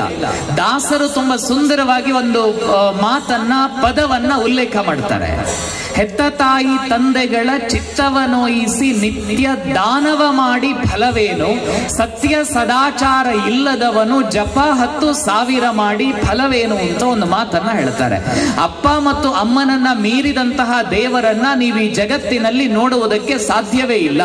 ಅವರು ಹಾಕಿಕೊಡುವಂತಹ ಸಂಸ್ಕಾರ, ಅವರು ಕೊಡುವಂತಹ ಆದರ್ಶಗಳ ಬೆಳಕಿನಲ್ಲಿಯೇ ಪ್ರತಿಯೊಬ್ಬ ವ್ಯಕ್ತಿಯೂ ಕೂಡ ತನ್ನ ಜೀವನದ ಪಥವನ್ನ, ದಿಕ್ಕನ್ನ ರೂಪಿಸ್ಕೊಳ್ಳೋದಕ್ಕೆ ಸಾಧ್ಯವಾಗುತ್ತೆ. ನಾವೆಲ್ಲ ಇವತ್ತು ಪ್ರತಿ ಬಾರಿ ಹಿಂದೂ ಸಮಾಜೋತ್ಸವ ನಡೀಬೇಕಾಗಿದ್ರೆ ಶಿವಾಜಿ ಮಹಾರಾಜರ ಹೆಸರನ್ನ ಹೇಳದೆ ನಮ್ಮ ಬದುಕು ಮುಂದೆ ಹೋಗೋದಿಲ್ಲ. ಒಬ್ಬ ಸಾಮಾನ್ಯ ವ್ಯಕ್ತಿ ಶಿವಾಜಿ ಕಾಡಿನ ಹುಡುಗರ ಜೊತೆಯಲ್ಲಿ ಆಟ ಆಡ್ಕೊಂಡು ಮಾಳವ ಹುಡುಗರ ಜೊತೆಯಲ್ಲಿ ಸೇರಿ ಒಂದು ಸೈನ್ಯವನ್ನ ನಿರ್ಮಾಣ ಮಾಡಿ, ಆ ಸೈನ್ಯದ ಮೂಲಕ ಮೊಘಲರ ವಿರುದ್ಧ ಹೋರಾಟವನ್ನ ಮಾಡಿ ಅಫಜಲ್ ಖಾನನಂತಹ ದೊಡ್ಡ ದೊಡ್ಡ ದೈತ್ಯ ದೇಹಿಯನ್ನ ಮಣ್ಣು ಮುಕ್ಕಿಸಿ ಔರಂಗಜೇಬನನ್ನ ಸೋಲುಣಿಸಿ ರಾಯಗಢದ ಕೋಟೆಯಲ್ಲಿ 1674ನೇ ಇಸವಿಗೆ ಹಿಂದವಿ ಸ್ವರಾಜ್ಯವನ್ನ ಸ್ಥಾಪಿಸಿ ಶಿವಛತ್ರಪತಿ ಶಿವಾಜಿ ಮಹಾರಾಜ್ ಅನ್ನುವ ಗೌರವಕ್ಕೆ ಪಾತ್ರನಾದದ್ದು ಸುಮ್ಮನೆ ಅಲ್ಲ. ಅಮ್ಮ ಜೀಜಾಬಾಯಿ ಬಾಲ್ಯದಲ್ಲಿ ಕೊಟ್ಟಂತಹ ಪ್ರೇರಣೆಯಿಂದಲಾಗಿಯೇ ಒಬ್ಬ ಸಾಮಾನ್ಯ ಶಿವವ ಶಿವಾಜಿ ಮಹಾರಾಜನಾಗಿ ಮೆರೆಯೋದಕ್ಕೆ ಸಾಧ್ಯವಾಯಿತು.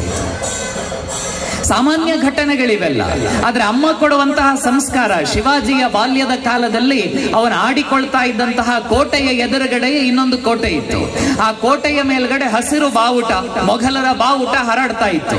ಅಮ್ಮ ಮತ್ತು ಮಗನ ನಡುವೆ ಸಂಭಾಷಣೆ ನಡೆಯುತ್ತೆ. ಮಗನ ಪ್ರಶ್ನೆಗೆ ಅಮ್ಮನ ಉತ್ತರ, ಅಮ್ಮನ ಉತ್ತರಕ್ಕೆ ಮಗನ ಪ್ರಶ್ನೆ. ಮಗ ಒಂದು ಪ್ರಶ್ನೆ ಕೇಳ್ತಾನೆ, ಅಮ್ಮ ನೀನ್ ನನಗೋಸ್ಕರ ಎಲ್ಲವನ್ನೂ ಮಾಡ್ಕೊಡ್ತಿ, ಜೀಜಾಬಾಯಿಯಾದ ನೀನು ಎಲ್ಲವನ್ನೂ ನನಗೋಸ್ಕರ ಮಾಡ್ಕೊಡ್ತಿ, ನಾನ್ ನಿನಗೆ ವಾಪಸ್ ಏನ್ ಕೊಡ್ಬೇಕು? ಇವತ್ತಿನ ಅಮ್ಮ ಆದ್ರೆ ಹೇಳ್ತಾ ಇದ್ರು, ಏನು ನಿನಗೆ ಒಳ್ಳೆ ಕೆಲಸ ಸಿಕ್ಕಿದ ಮೇಲೆ ನನಗೊಂದೆರಡು ಕಾಂಜೀವರಂ ಸೀರೆ ತಂದ್ಕೊಡು, ಇಲ್ಲ ಒಂದೊಳ್ಳೆ ಆಪಲ್ ಬ್ಲಾಕ್ ಬೆರಿ ಮೊಬೈಲ್ ಅನ್ನ ತಂದ್ಕೊಡು ಅಂತ ಇವತ್ತು ಕೇಳ್ತಾಳೋ ಏನೋ. ಆದ್ರೆ ಶಿವಾಜಿಯ ಅಮ್ಮ ಜೀಜಾಬಾಯಿ ಕೇಳುವಂತಹ ಮಾತಿಷ್ಟೇ, ನಿನಗೆ ಎದುರುಗಡೆ ಒಂದು ಕೋಟೆ ಕಾಣಿಸ್ತಾ ಇದೆಯಾ? ಹೌದಮ್ಮ, ಒಂದು ಗಢ, ಒಂದು ಕೋಟೆ ಕಾಣಿಸ್ತಾ ಇದೆ. ಆ ಕೋಟೆಯ ಮೇಲೆ ಯಾವ ಬಾವುಟ ಹಾರಾಡ್ತಾ ಇದೆ? ಅಮ್ಮ, ಕೋಟೆಯ ಮೇಲೆ ಹಸಿರು ಬಾವುಟ, ಮೊಘಲರ ಬಾವುಟ ಹಾರಾಡ್ತಾ ಇದೆ. ನೀನು ದೊಡ್ಡವನಾದ ಮೇಲೆ ಈ ತಾಯಿಗೆ ಮಾಡಬೇಕಾಗಿರುವಂತದ್ದಿಷ್ಟೇ, ಬೇರೇನೂ ಅಲ್ಲ.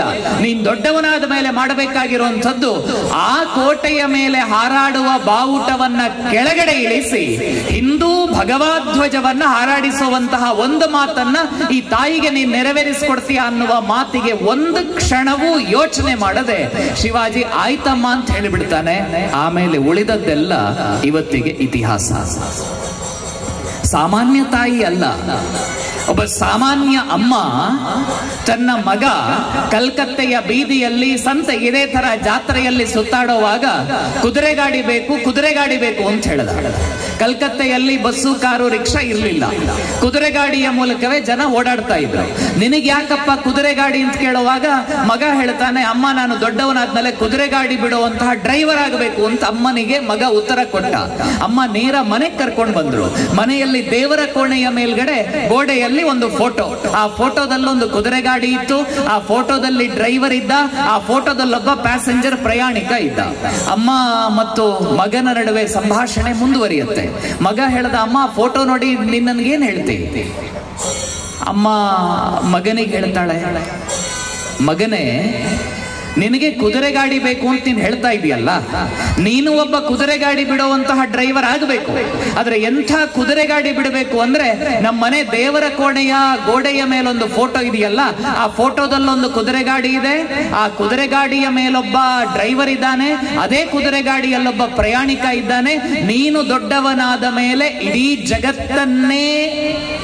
ಜಗತ್ತಿನ ಸ್ಥಿತಿಗತಿಗಳನ್ನೇ ಬದಲಾಯಿಸಿದಂತಹ ಶ್ರೀಕೃಷ್ಣ ಪರಮಾತ್ಮನಂತಹ ಡ್ರೈವರ್ ಆಗಬೇಕು, ಅಂಥ ಕುದುರೆಯನ್ನ ನೀನು ಓಡಿಸ್ಬೇಕಪ್ಪ ಅಂತ ಒಬ್ಬ ಅಮ್ಮ ಮಗನಿಗೆ ಪ್ರೇರಣೆ ಕೊಟ್ಟದ್ದರಿಂದ ಅದೇ ಕಲ್ಕತ್ತೆಯ ಬೀದಿಯಲ್ಲಿ ಓಡಾಡಿದ ಹುಡುಗ ಜಗತ್ತನ್ನೇ ಗೆದ್ದಂತಹ ನರೇಂದ್ರ ಸ್ವಾಮಿ ವಿವೇಕಾನಂದರಾಗಿ ಬದಲಾಗುವುದಕ್ಕೆ ಸಾಧ್ಯ ಎಲ್ಲಿಂದ ಆಯಿತು ಅಂದ್ರೆ ಅಮ್ಮ ಕೊಟ್ಟಂತಹ ಪ್ರೇರಣೆಯಿಂದ. ನಾಳದ ನಮ್ಮ ಊರಿನಲ್ಲಿ ನಾವೆಲ್ಲ ತಾಯಂದಿರು ಏನಿದ್ದೇವೆ, ನಮ್ಮ ಮಕ್ಕಳಿಗೆ ಇವತ್ತು ಬೇಕಾಗಿರುವಂಥದ್ದು ಅದೇ ಸಂಸ್ಕಾರ. ಶಾಲೆಗಳಲ್ಲಿಲ್ಲ, ಯಾಕೆಂದ್ರೆ ನಾವು ಕಳಿಸುವಂತಹ ಶಾಲೆಗಳು ಕೂಡ ಕೆಲವೊಮ್ಮೆ ಹಾಗೆ ಇರುತ್ತೆ. ಒಟ್ಟು ಹಾಕಬಾರ್ದು, ಬಳೆಗಳನ್ನ ಇಟ್ಕೊಳ್ಬಾರ್ದು, ರಕ್ಷಾಬಂಧನ ಕಟ್ಕೊಳ್ಬಾರ್ದು. ಈ ತರಹದ ಶಾಲೆಗಳಿಗೆ ಇಂಗ್ಲಿಷ್ ಬೋರ್ಡು, ಎನ್ನ ಮಗಕ್ಕೆ ಭಾರಿ ಇಂಗ್ಲಿಷ್ ಬೋರ್ಡು, ಅವನು ಬಾಯಿ ತೆಗೆದ್ರೆ ಮಾಮ್ ಪಾಪ್ ಯಾ ಬಾ ಇಷ್ಟೇ ಹೇಳಬೇಕು. ಅದಕ್ಕೋಸ್ಕರ ಇಂಗ್ಲಿಷ್ ಬೇಕು ಅಂತ ಎಲ್ಲೆಲ್ಲೋ ಕಳಿಸ್ಕೊಡ್ತೇವೆ. ಹಣೆಗೆ ಬೊಟ್ಟಿಲ್ಲ, ಕೈಗಳಿಗೆ ಬಳೆ ಇಲ್ಲ, ಹುಡುಗರದ ವ್ಯವಸ್ಥೆಗಳು ಹೇಗೋ ಈ ರೀತಿ ಬೆಳೀತಾ ಇರುವಂತಹ ವ್ಯವಸ್ಥೆಯ ಒಳಗಡೆ ಬದಲಾವಣೆ ಆಗುವಂಥದ್ದು ನಮ್ಮ ಅಮ್ಮ ಮನೆಯಲ್ಲಿ ಕಥೆಗಳನ್ನ ಹೇಳುವುದರ ಮೂಲಕ ಮಾತ್ರ. ಇವತ್ತು ನಾವು ಶುರು ಮಾಡಬೇಕಾಗಿರುವಂಥದ್ದು ಅದೇ, ಕಥೆಗಳನ್ನ ಹೇಳುವಂತಹ ವ್ಯವಸ್ಥೆಗಳು.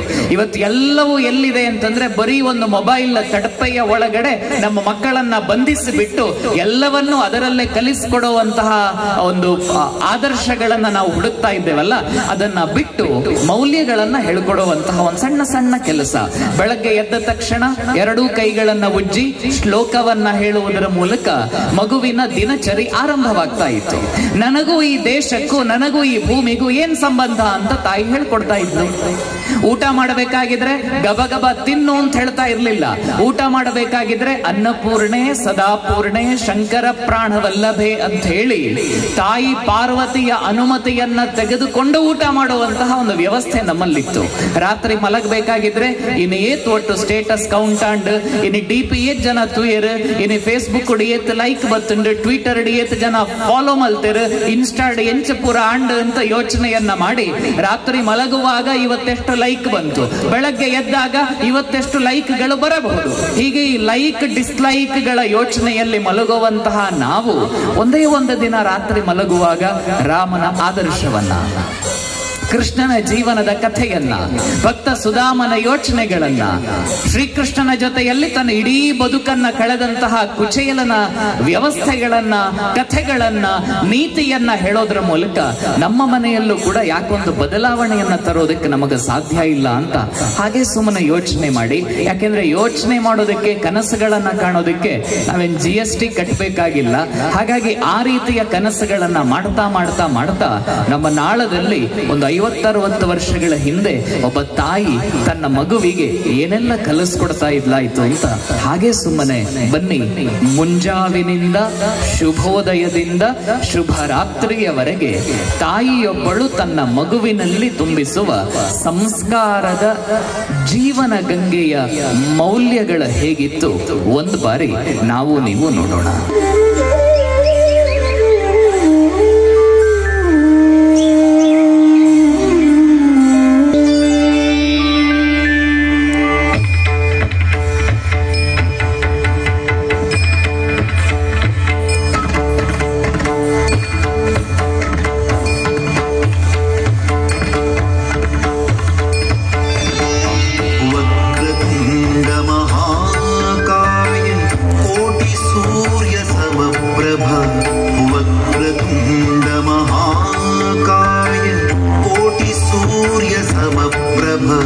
निर्विघ्नं कुरु मे देव सर्वकार्येषु सर्वदा, निर्विघ्नं कुरु मे देव सर्वकार्येषु सर्वदा. ಅನ್ನ ಅಕ್ಷರ ಆರೋಗ್ಯಗಳ ಸಂಕೇತವಾಗಿರುವ ಲಕ್ಷ್ಮೀ ಸರಸ್ವತಿ ಗೌರಿ ದೇವಿಯರು ನಿನ್ನ ಕೈ ಅಂಗಣದಲ್ಲೇ ವಾಸವಾಗಿದ್ದಾರೆ.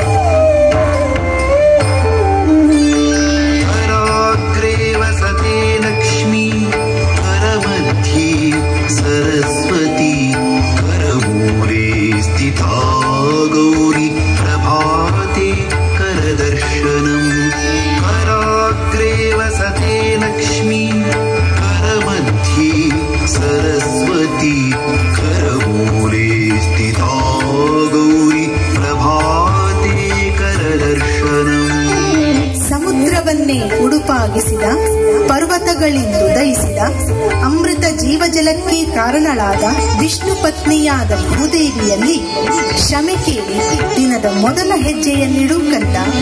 ಸಮುದ್ರವಸರಿ ದೇವಿ ಪರ್ವತಸ್ತನ ಮಂಡಲೆ ವಿಷ್ಣು ಪತ್ನಿ ನಮಸ್ತುಭ್ಯಂ ಪಾದಸ್ಪರ್ಶಂ ಕ್ಷಮಸ್ವಮಿ. ಸಮುದ್ರವಸರಿ ದೇವಿ ಪರ್ವತಸ್ತನ ಮಂಡಲೆ ವಿಷ್ಣು ಪತ್ನಿ ನಮಸ್ತುಭ್ಯಂ ಪಾದಸ್ಪರ್ಶಂ ಕ್ಷಮಸ್ವಮಿ. ಮಗು ಬುದ್ಧಿಬಲ, ಯಶಸ್ಸು, ಧೈರ್ಯವನ್ನು ದಯಪಾಲಿಸುವ ರಾಮದಾಸ ಸಂಕಟ ಮೋಚನ ಹನುಮನನ್ನು ನೆನೆಯೋಣ. ಬುದ್ಧಿರ್ಬಲಂ ಯಶೋಧೈರ್ಯಂ ನಿರ್ಭಯತ್ವಮರೋಗತಾ ಅಜಾಡ್ಯಂ ವಾಕ್ಪಟುತ್ವಂ ಚ ಹನುಮತ್ಸ್ಮರಣಾತ್ ಭವೇತ್. ಬುದ್ಧಿರ್ಬಲಂ ಯಶೋಧೈರ್ಯಂ ನಿರ್ಭಯತ್ವಮರೋಗತಾ ಅಜಾಡ್ಯಂ ವಾಕ್ಪಟುತ್ವಂ ಚ ಹನುಮತ್ಸ್ಮರಣಾತ್ ಭವೇತ್. ಊಟವೆಂದರೆ ಹೊಟ್ಟೆ ತುಂಬಿಸುವುದಲ್ಲ, ವೈರಾಗ್ಯ ಸಿದ್ಧಿಗಾಗಿ, ಜ್ಞಾನ ಪ್ರಾಪ್ತಿಗಾಗಿ ಸದಾಪೂರ್ಣೆ ಅನ್ನಪೂರ್ಣೆಯಲ್ಲಿ ಭಿಕ್ಷೆ ಕೇಳು ಕಂದ. ಅನ್ನಪೂರ್ಣೆ ಸದಾಪೂರ್ಣೆ ಶಂಕರ ಪ್ರಾಣವಲ್ಲಭೆ ಜ್ಞಾನ ವೈರಾಗ್ಯ ಸಿದ್ಧ್ಯರ್ಥಂ ಭಿಕ್ಷಾಂ ದೇಹಿ ಚ ಪಾರ್ವತಿ. ಅನ್ನಪೂರ್ಣೆ ಸದಾಪೂರ್ಣೆ ಶಂಕರ ಪ್ರಾಣ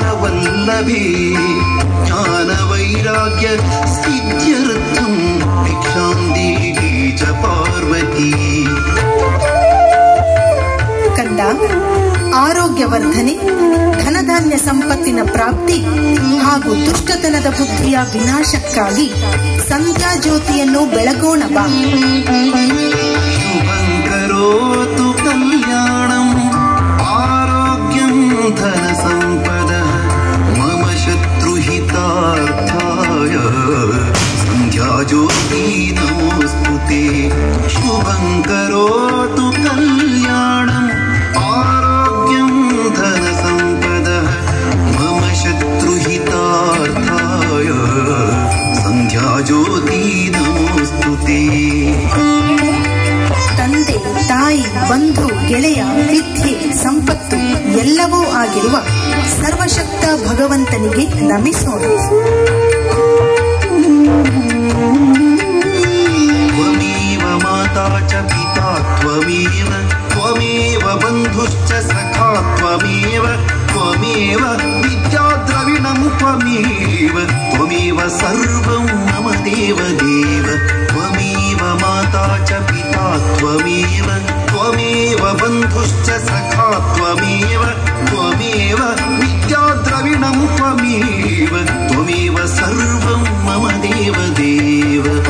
ಬುದ್ಧಿಯಿಂದಲೋ, ಆತ್ಮಬಲದಿಂದಲೋ, ಸಹಜ ಸ್ವಭಾವದಿಂದಲೋ, ದೈಹಿಕವಾಗಿ, ವಾಚಿಕವಾಗಿ, ಮಾನಸಿಕವಾಗಿ ಮಾಡಿದ ಸರ್ವವನ್ನು ಭಗವಂತನಿಗರ್ಪಿಸೋಣ ಬಾ ಕಂದ.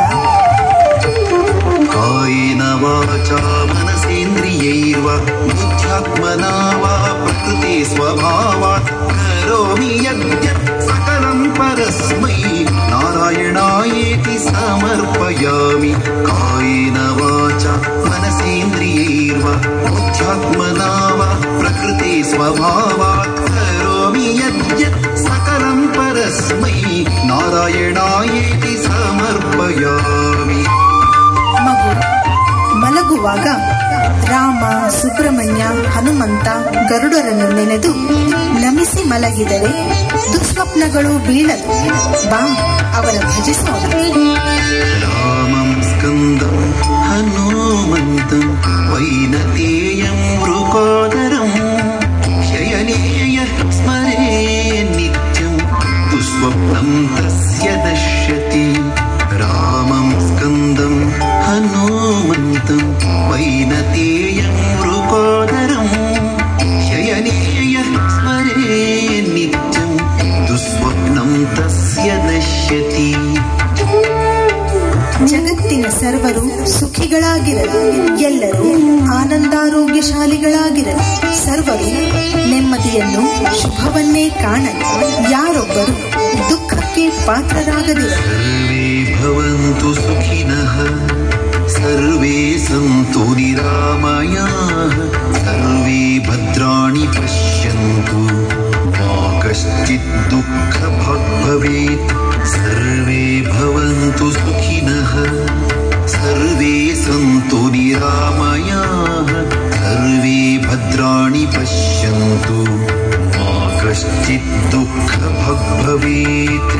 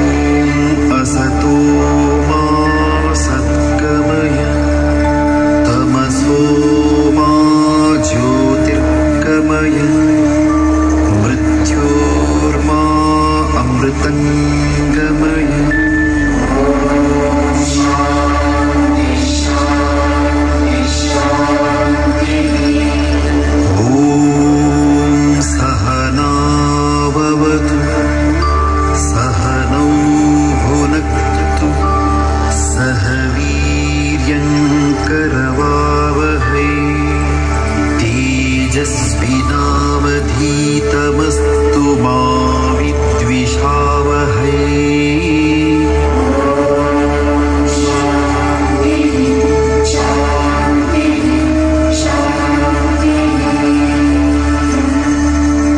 ನಮ್ಮ ಚಾನೆಲ್ನ ಇನ್ನಷ್ಟು ವಿಡಿಯೋ ಅಪ್ಡೇಟ್ಸ್ಗಾಗಿ ಸಬ್ಸ್ಕ್ರೈಬ್ ಆಗಿ ಹಾಗೂ ಬೆಲ್ ಐಕಾನ್ ಅನ್ನು ಒತ್ತಿರಿ. ದಿನಗಳಲ್ಲಿ ರಾಷ್ಟ್ರ ಪ್ರಜ್ಞೆ ಮತ್ತೆ ಮತ್ತೆ ಜಾಗೃತಗೊಳ್ಳುವಂತಹ ದಿನ.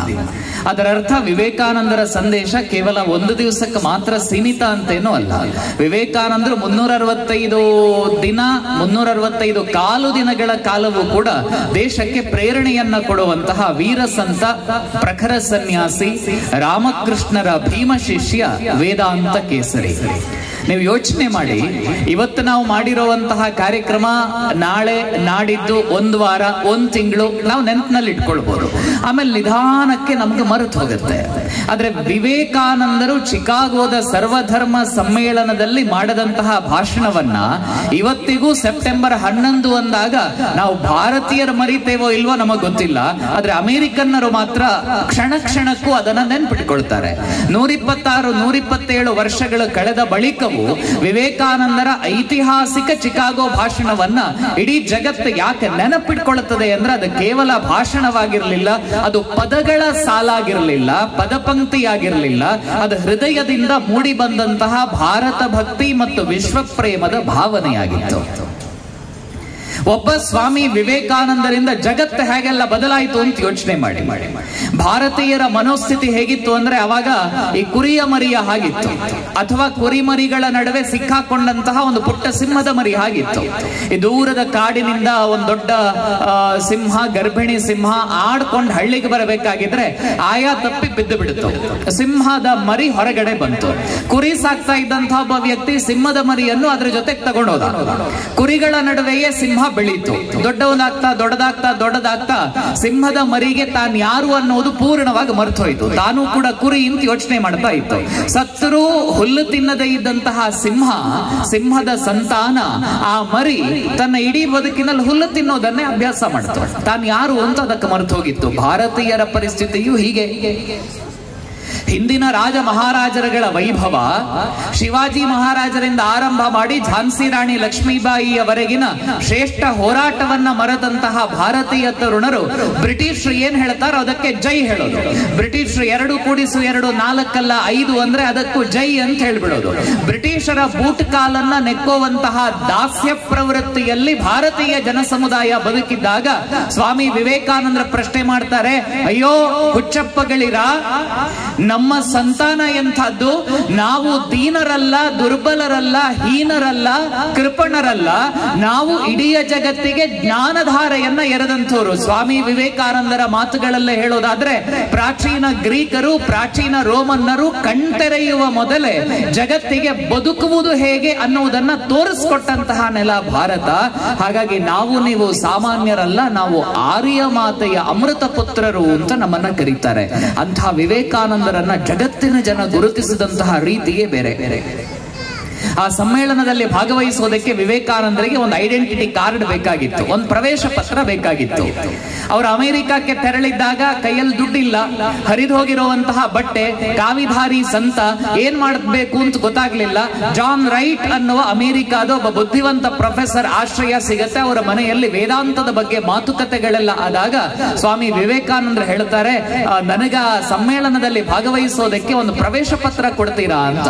ಭಾರತದ ಸಂತನ ಬಗ್ಗೆ ಜಗತ್ತಿನ ಶ್ರೇಷ್ಠ ವಿಶ್ವವಿದ್ಯಾನಿಲಯದ ಪ್ರೊಫೆಸರ್ ಈ ತರ ಹೇಳ್ತಾರೆ, ಸ್ವಾಮಿ ವಿವೇಕಾನಂದರೇ, ನಿಮ್ಮ ಬಳಿಯಲ್ಲಿ ಸರ್ವಧರ್ಮ ಸಮ್ಮೇಳನದಲ್ಲಿ ಭಾಗವಹಿಸುವುದಕ್ಕೆ ಪ್ರವೇಶ ಪತ್ರವನ್ನ ಕೇಳುವುದು ಒಂದೇ, ಆಕಾಶದಲ್ಲಿ ಹೊಳೆಯುವಂತಹ ಸೂರ್ಯನನ್ನ ಕಂಡು, ಹೇ ಸೂರ್ಯ, ನಿನಗೆ ಬೆಳಗೋದಿಕ್ಕೆ ಅವಕಾಶ ಕೊಟ್ಟವರು ಯಾರಯ್ಯ ಅಂತ ಪ್ರಶ್ನೆ ಮಾಡುವುದು ಒಂದೇ ಅಂತ ಹೇಳಿ ಒಂದು ಸಾಲಿನ ಪತ್ರವನ್ನ ಬರೆದು ಕೊಟ್ಟು ಬಿಡ್ತಾರೆ.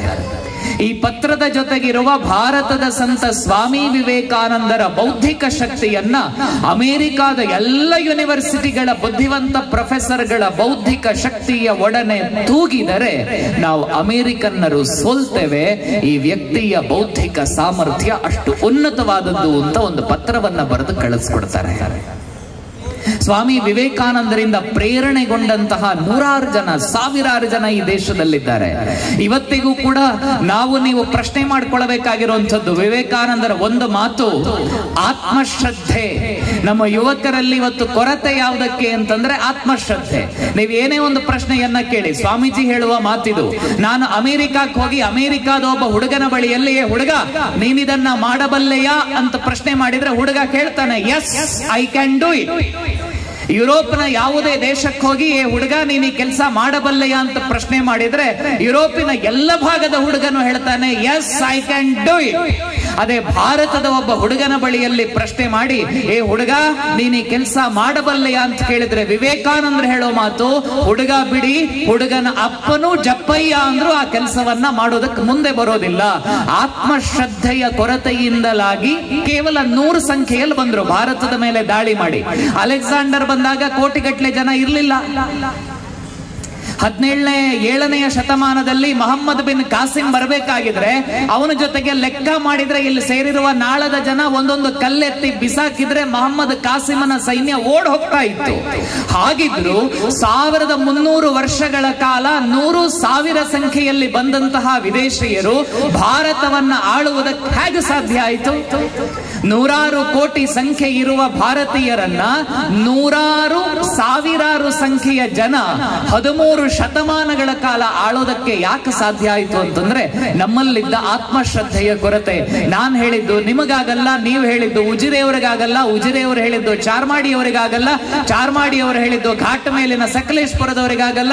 ಸೊ ಒಟ್ಟಿನಲ್ಲಿ ಎಲ್ಲರಿಗೂ ಸಮಸ್ಯೆಗಳಾಗಿ 100 ಕೋಟಿ ಜನರ 100 ಕೋಟಿ ಆಲೋಚನೆಗಳಿಂದಲಾಗಿ ಭಾರತದ ಪರಿಸ್ಥಿತಿ ಹೀಗೆ ಬಂದಿದೆ ಅಂತ ಯುವಕರನ್ನ ಜಾಗೃತಗೊಳಿಸ್ತಾರೆ. ಅಂಥ ಸ್ವಾಮಿ ವಿವೇಕಾನಂದರಿಂದ ಪ್ರೇರಣೆಯನ್ನ ಪಡೆದುಕೊಂಡಂತಹ ನೂರಾರು ಜನ ಇದ್ದಾರೆ. ನಿನ್ನೆ ಇಡೀ ದೇಶದಲ್ಲಿಯೇ ಮೊಟ್ಟ ಮೊದಲ ಬಾರಿಗೆ ಪರಾಕ್ರಮ ದಿವಸ್ ಅನ್ನ ನಾವು ಆಚರಣೆ ಮಾಡಿದ್ವಿ. ಪರಾಕ್ರಮ ದಿನ ಇಡೀ ಜಗತ್ತಿಗೆ ಪ್ರೇರಣೆಯನ್ನ ಕೊಟ್ಟಂತಹ ನೇತಾಜಿ ಸುಭಾಷ್ ಚಂದ್ರ ಬೋಸರ ಜನ್ಮದಿನ ಅದು ಪರಾಕ್ರಮ ದಿವಸ್. ನಾವೆಲ್ಲ ಉರಿದ ಸರ್ಜಿಕಲ್ ಸ್ಟ್ರೈಕ್ ಸಿನಿಮಾವನ್ನ ನೋಡಿದ್ದೇವೆ. ಆ ಸಿನಿಮಾದಲ್ಲಿ ಜೈ ಹಿಂದ್ ಜೈ ಹಿಂದ್ ಅನ್ನುವ ವೀರಘೋಷವನ್ನ ಕೌಶಲ್ ಹೇಳಬೇಕಾಗಿದ್ರೆ ನಮ್ಮ ಮನೆಗಳಲ್ಲೂ ಕೂತ್ಕೊಂಡು ನಾವು ಜೈ ಹಿಂದ್ ಅಂತ ಹೇಳಿದ್ವಿ. ಆ ಜೈ ಹಿಂದ್ ಅನ್ನುವ ವೀರಘೋಷವನ್ನ ಮೊಟ್ಟ ಮೊದಲ ಬಾರಿಗೆ ಈ ದೇಶಕ್ಕೆ ಪರಿಚಯ ಮಾಡಿಕೊಂಡಂತದ್ದೇ ನೇತಾಜಿ ಸುಭಾಷ್ ಚಂದ್ರ ಬೋಸರು. ನೇತಾಜಿ ಸುಭಾಷ್ ಚಂದ್ರ ಬೋಸರು 16ನೇ ವಯಸ್ಸಿಗೆ ಸ್ವಾಮಿ ವಿವೇಕಾನಂದ ರಾಮಕೃಷ್ಣ ಪರಮಹಂಸರ ವಿಚಾರಗಳಿಂದ ಪ್ರೇರಣೆ ಪಡೀತಾರೆ. ಅಲ್ಲಿಂದ ಪ್ರೇರಣೆ ಪಡೆದವರು ನೇರವಾಗಿ ಹೋಗಿದ್ದು ತನ್ನ ಸ್ನೇಹಿತನ ಜೊತೆಗೆ ರಾಮಕೃಷ್ಣಾಶ್ರಮಕ್ಕೆ ಸನ್ಯಾಸಿಯಾಗಬೇಕು ಅಂತ.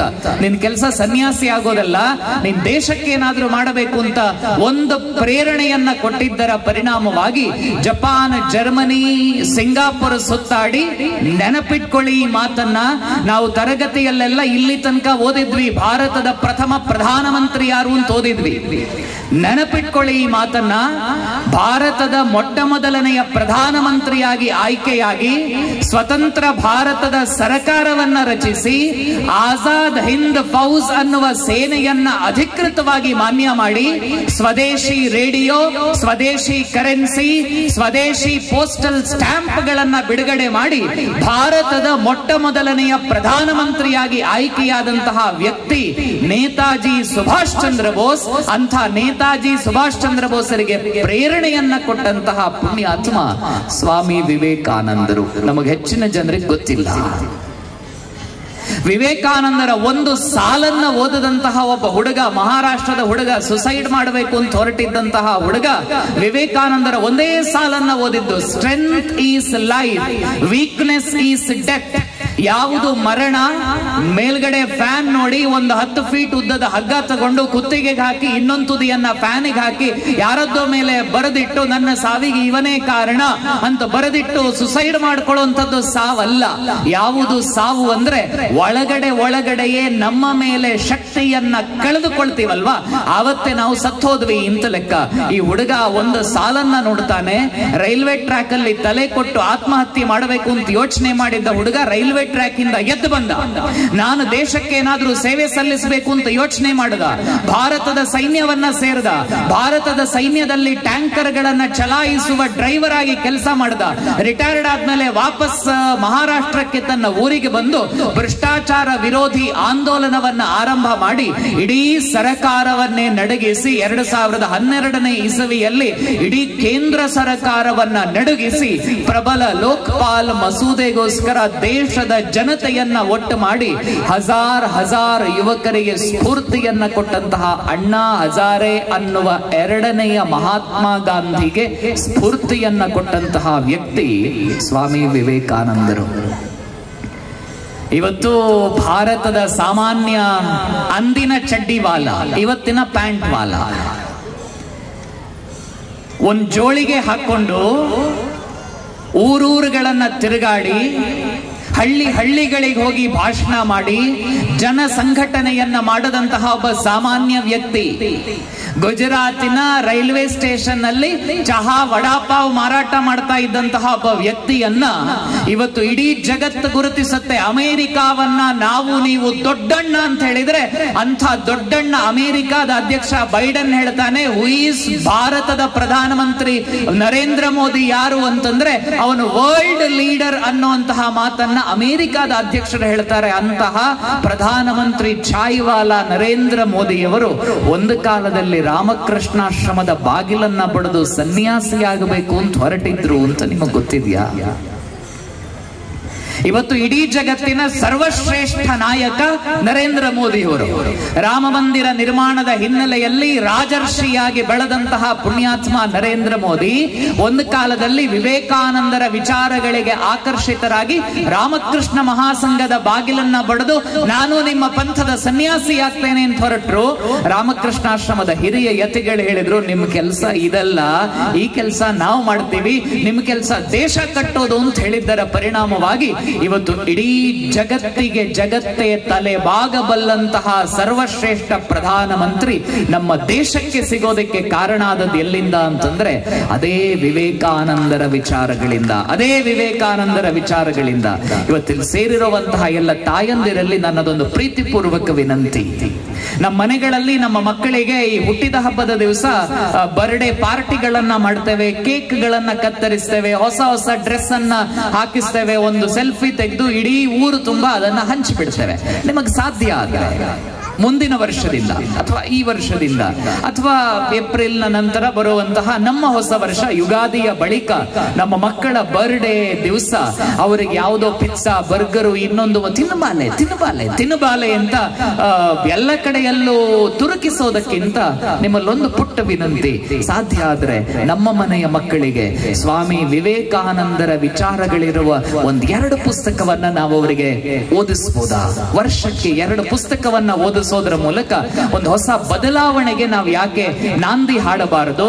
ನಾವು ಬರೀ ಉದಾಹರಣೆಗಳನ್ನ ಕೊಡಬೇಕಾಗಿದ್ರೆ ಎಲ್ಲಿಯದ್ದೋ ಅಣ್ಣಾ ಹಜಾರೆ, ಮಹಾರಾಷ್ಟ್ರದ ಅಣ್ಣ, ಕಟಕ್ನ ಸುಭಾಷ್ ಚಂದ್ರ ಬೋಸ್, ಗುಜರಾತಿನ ನರೇಂದ್ರ ಮೋದಿ ಅವರ ಉದಾಹರಣೆಯನ್ನ ಕೊಡೋದ್ರ ಹಾಗೆ ಇನ್ನೊಂದು 10 ವರ್ಷಗಳ ನಂತರ ವಿವೇಕಾನಂದ ಅಂದಾಗ ನೋಡಿ ವಿವೇಕಾನಂದರ ಒಂದು ಪುಸ್ತಕವನ್ನ ಓದಿದಂತಹ ನಾಳದ ಒಬ್ಬ ಹುಡುಗ ಹೀಗಾದ, ಅಷ್ಟು ಎತ್ತರಕ್ಕೇರಿದ ಅಂತ ಒಂದು 10 ವರ್ಷಗಳ ನಂತರ ಜನ ಮಾತನಾಡಿಕೊಳ್ಳುವ ಹಾಗೆ ನಮ್ಮ ಮನೆಯ ತೊಟ್ಟಿಲಿನಿಂದಲೂ ವಿವೇಕ ಪಥವನ್ನ ಮುಂದುವರಿಸಿಕೊಂಡು ಹೋಗುವಂತಹ ವಿದ್ಯಾರ್ಥಿಗಳು ಜನ್ಮಿಸಲಿ ಅನ್ನೋ ಆಶಯವನ್ನ ವ್ಯಕ್ತಪಡಿಸ್ತಾ ಸ್ವಾಮಿ ವಿವೇಕಾನಂದರ ವಿಚಾರಧಾರೆಯನ್ನ ತೆರೆಯ ಮೇಲೆ ವಿವೇಕಾನಂದರನ್ನೇ ಪ್ರತ್ಯಕ್ಷ ಕಾಣುವುದರ ಮೂಲಕ ವಿವೇಕ ಪಥದ ಕಡೆಗೆ ನಾವು ನೀವೆಲ್ಲ ಹೆಜ್ಜೆಯನ್ನ ಹಾಕೋಣ. ಉತ್ತಿಷ್ಠತ ಜಾಗ್ರತ ಮನುಜ, ಉತ್ತಿಷ್ಠತ ಜಾಗ್ರತ ಮನುಜ, ಉತ್ತಿಷ್ಠತ ಜಾಗ್ರತ, ಉತ್ತಿಷ್ಠತ ಜಾಗ್ರತ ಮನುಜ, ಉತ್ತಿಷ್ಠತ ಜಾಗ್ರತ. ಗುರಿಯನು ಸೇರುವವರೆಗೂ ನೀ ಅರೆಕ್ಷಣವಿಲ್ಲದೆ ಮುನ್ನಡೆ ಸಖನೆ. ಗುರಿಯನು ಸೇರುವವರೆಗೂ ನೀ ಅರೆಕ್ಷಣವಿಲ್ಲದೆ ಮುನ್ನಡೆ ಸಖನೆ. ಉತ್ತಿಷ್ಠತ ಜಾಗ್ರತ ಮನುಜ, ಉತ್ತಿಷ್ಠತ ಜಾಗ್ರತ, ಉತ್ತಿಷ್ಠತ ಜಾಗ್ರತ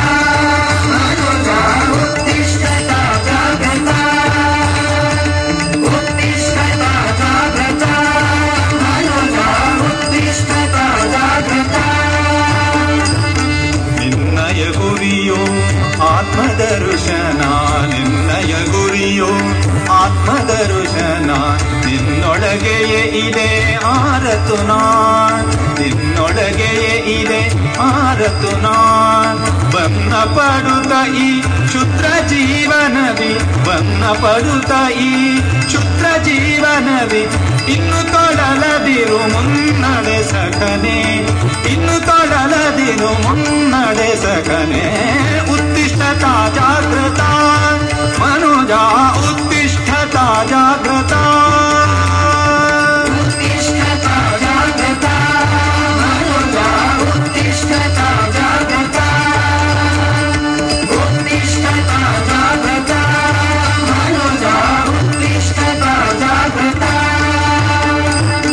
ಮಮತೆಯ ಈ ದೇಹವೇ ನೀನೆಂದು ಮಮತೆಯ ಈ ದೇಹವೇ ನೀನೆಂದು ಭ್ರಮಿಸದಿರೈನಿ ಎಂದೆಂದು ಭ್ರಮಿಸದಿರೈನಿ ಎಂದೆಂದು ಅಮರ ಆತ್ಮನಿ ಅಮೃತ ಪುತ್ರನೇ ಅಮರ ಆತ್ಮನಿ ಅಮೃತ ಪುತ್ರನೇ ಅಮಲಾನಂದದಿ ಪರಿಪೂರ್ಣನು ನೀ ಅಮಲಾನಂದದಿ ಪರಿಪೂರ್ಣನು ನೀ ಉತ್ತಿಷ್ಠತಾ ಜಾಗೃತ ಮನುಜ ಉತ್ತಿಷ್ಠತಾ ಜಾಗೃತ ಉತ್ತಿಷ್ಠತಾ ಜಾಗೃತ ಮನುಜ ಉತ್ತಿಷ್ಠತಾ ಜಾಗೃತ ಗುರಿಯನ್ನು ಸೇರುವವರೆಗೂ ನೀ ಅರೆಕ್ಷಣವಿಲ್ಲದೆ ಮುನ್ನಡೆ ಸಖನೆ ಗುರಿಯನ್ನು ಸೇರುವವರೆಗೂ ನೀ ಅರೆಕ್ಷಣವಿಲ್ಲದೆ ಮುನ್ನಡೆ ಸಖನೆ ಉತ್ತಿಷ್ಠತಾ ಜಾಗೃತ ಮನುಜ ಉತ್ತಿಷ್ಠತಾ ಜಾಗೃತ ಉತ್ತಿಷ್ಠತಾ ಜಾಗೃತ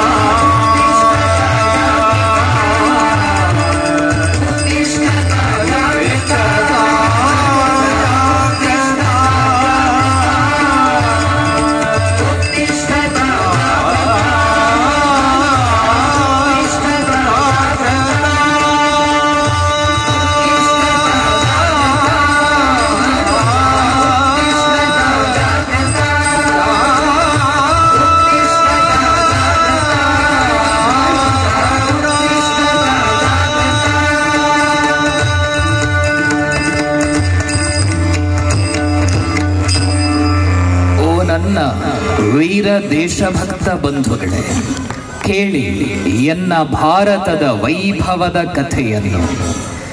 ನನ್ನ ಭಾರತ ಕೇವಲ ಬೆಟ್ಟ ಗುಡ್ಡ ಗಿರಿ ಕಂದರಗಳಿಂದ ಆವೃತವಾದ ಜಡಭೂಮಿಯಲ್ಲ. ಸಾವಿರ ಸಾವಿರ ವರ್ಷಗಳ ಸಿಂಹ ಸಾಹಸಿಕತೆಯನ್ನು ಮೆರೆದ ಶ್ರೇಷ್ಠ ಆರ್ಯಾವರ್ತ ನನ್ನದು. ಬಂಧುಗಳೇ, ನೀವು ಸೊಂಟಕ್ಕೆ ತುಂಡು ಬಟ್ಟೆಯೊಂದನ್ನು ಕಟ್ಟಿಕೊಂಡಿದ್ದರೂ ಚಿಂತೆ ಇಲ್ಲ, ಜಗತ್ತಿಗೆ ಕೇಳುವಂತೆ ಹೇಳಿ. ಭಾರತೀಯ ಸಮಾಜವೇ ನನ್ನ ಬಾಲ್ಯದ ತೊಟ್ಟಿಲು, ಭಾರತೀಯ ಸಮಾಜವೇ ನನ್ನ ತಾರುಣ್ಯದ ನಂದನವನ, ಭಾರತೀಯ ಸಮಾಜವೇ ವೃದ್ಧಾಪ್ಯದ ವಾರಣಾಸಿ. ಭಾರತ ಏಳಲಿ, ವಿಶ್ವವನ್ನೆಚ್ಚರಿಸಲಿ. ಏಳಿ, ಎದ್ದೇಳಿ, ಗುರಿ ಮುಟ್ಟುವ ತನಕ ನಿಲ್ಲದಿರಿ. ಉತ್ತಿಷ್ಠತ ಜಾಗ್ರತ ಪ್ರಾಪ್ಯ ವರಾನ್ನಿ ಬೋಧತ. ನಮ್ಮ ಚಾನೆಲ್ನ ಇನ್ನಷ್ಟು ವಿಡಿಯೋ ಅಪ್ಡೇಟ್ಸ್ಗಾಗಿ ಸಬ್ಸ್ಕ್ರೈಬ್ ಆಗಿ ಹಾಗೂ ಬೆಲ್ ಐಕಾನ್ ಅನ್ನು ಒತ್ತಿರಿ.